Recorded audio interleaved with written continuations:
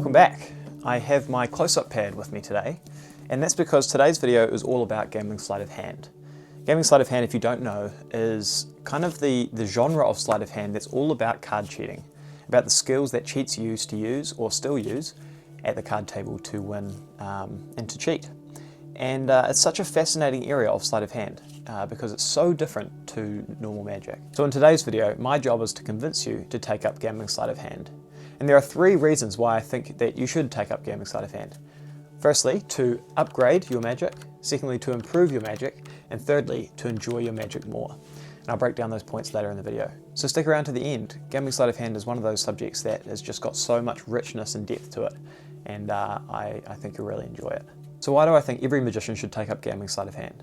Well, the first point is probably the most important one of all of them. And that is that it raises your standards as a card magician. Gambling sleight of hand is one of those things that teaches you that a move is never done. A sleight of hand technique is never at a point where it's finished. You can always refine it, just like any art. You can always push it further. There's this common thought in the magic world, which is to practice a move until it passes in the real world, until it kind of can't be seen by most people. But I think that's kind of stopping just short of where you want to get to with sleight of hand. You see, gambling sleight of hand ingrains in you this desire to practice a move until it is flawless. And of course, almost no moves can ever be flawless, and so it's a constant search for improvement in a move. And the reason this happens is because in a gambling setting, or in a card cheating world, you can't ever have a move that's too good. Because these moves are under fire the whole time, there are people watching, and the consequences are so high for messing these moves up. It's a drive to kind of practice these until they're perfect. And although I never use these moves in a real situation, in a card cheating environment, that kind of thinking is instilled in all of the techniques and all the teaching behind many of the resources out there. And so I think gambling sleight of hand is one of those things that can raise your standards as a card magician. And the other reason for that is because it teaches you to do hard stuff in real life. There's a large category of people in magic who are kind of move monkeys, people who practice sleight of hand that's difficult and often impractical just for the sheer love of it. I'm definitely one of those people.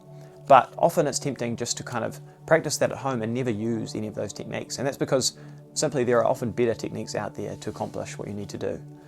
But in the world of gambling sleight of hand, the difficult techniques are the only techniques. There's no other way to bottom a deal or card other than just to bottom deal it. And so in order to use that technique in the real world, you really have to practice it. And so this idea of using kind of hard techniques in the real world for real is something that doesn't really come across in many other areas of magic.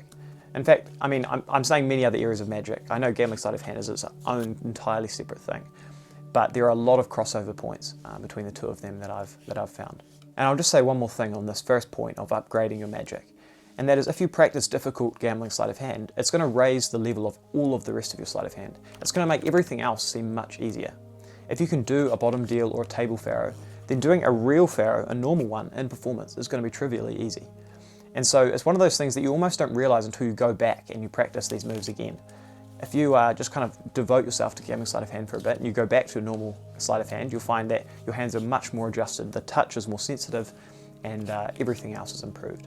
So that's the first point. I think overall your standards as a card magician will be raised if you start learning gambling sleight of hand.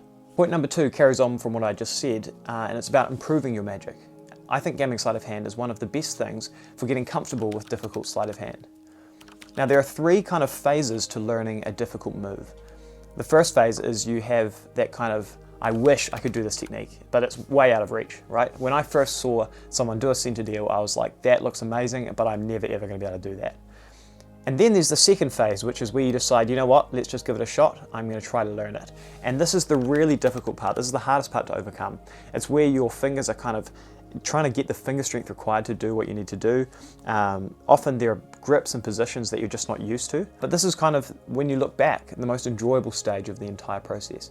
And then there's the third stage, which is where you realize that you've done it. You can finally do this technique, which has kind of seemed like a mountaintop technique for so long. And this whole process, these three stages of learning difficult moves, is super helpful, not just in magic, but also in other areas of life. This ability to look at something that's super difficult and realize that you can do it with enough practice. It sounds obvious, it sounds cliche, but it actually really does change your mindset on these things. And the first technique to do this for me was the bottom deal. It was one of those things that I just couldn't see myself doing. It looked so amazing and was so difficult to get started with. But when you finally nail the technique, there's such a great sense of accomplishment. You can do a move that is incredibly difficult. And the great part about this is it also unlocks all moves out there. Once you learn a few of these really difficult techniques, you realize that you can learn anything you want. You just have to devote enough time to it. And it just gives you so much freedom when you're looking at things you want to do, both in sleight of hand and also in other areas of life as well. So I think this whole idea of getting comfortable with the difficult stuff is something that really comes through in gambling sleight of hand. And the third point of this video is that gambling sleight of hand can make you enjoy your magic more. It's just a super fun thing to practice. In fact, I spend way more time practicing gambling sleight of hand than any other kind of magic sleight of hand techniques. And that's not because I use them more. In fact, I almost never show people gambling sleight of hand in real life. It's just that it's super fun to practice. It's really addictive to get these difficult moves down. But there's a second point to this, which I think is absolutely crucial and something that's often overlooked by magicians, which is that gambling sleight of hand acts as a hobby to the magic. You see, the whole world of card cheating is similar to magic, but it's also completely different. And so when you practice gambling sleight of hand, it actually feels different. I've often come home burnt out from performing magic and then just sat down and started practicing card cheating moves. And that's because the burnout doesn't cross over, because gambling sleight of hand to me is like a hobby. Magic is kind of the passion, it's what I want to do for a career, but gambling sleight of hand is just what I enjoy doing in my free time. And so having gambling sleight of hand as a hobby is something that's super useful as a magician, because it means that when you're burnt out from performing, and everyone gets burnt out from performing, you can still practice something that's going to actually improve your skills as a magician overall. And there's a third thing I'd like to say on this whole idea of magic being made more enjoyable by card cheating techniques, and that is that gambling sleight of hand connects you with so many other people who have also gone down this rabbit hole. And this is kind of cliche, it may seem obvious, but gambling sleight of hand is such a niche within a niche. A lot of magicians have never touched gambling sleight of hand. It's something that's pretty uncommon. And so when you meet someone who's also got the same passion and desire to improve on these difficult techniques, you almost immediately hit it off. And I've made some great friends just from practicing this stuff. So that can't be understated. I mean, gambling sleight of hand has connected me with so many friends, and it's genuinely a great reason to get into it.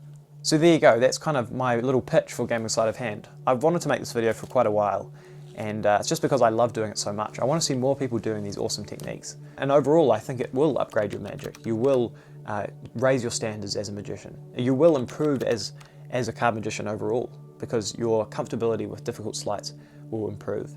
And lastly, I think you'll enjoy it more. Even if you just have gambling sleight of hand as a hobby, I think it will make you enjoy the rest of your magic more. And so there you go. I hope you're convinced. If you're not, let me know. I'd love to hear what you think down in the comments. Is gambling sleight of hand something you've ever considered? Have you always thought these kind of things are too difficult? Let me know. I'd love to hear your thoughts. If you did enjoy this video, then consider liking and subscribing.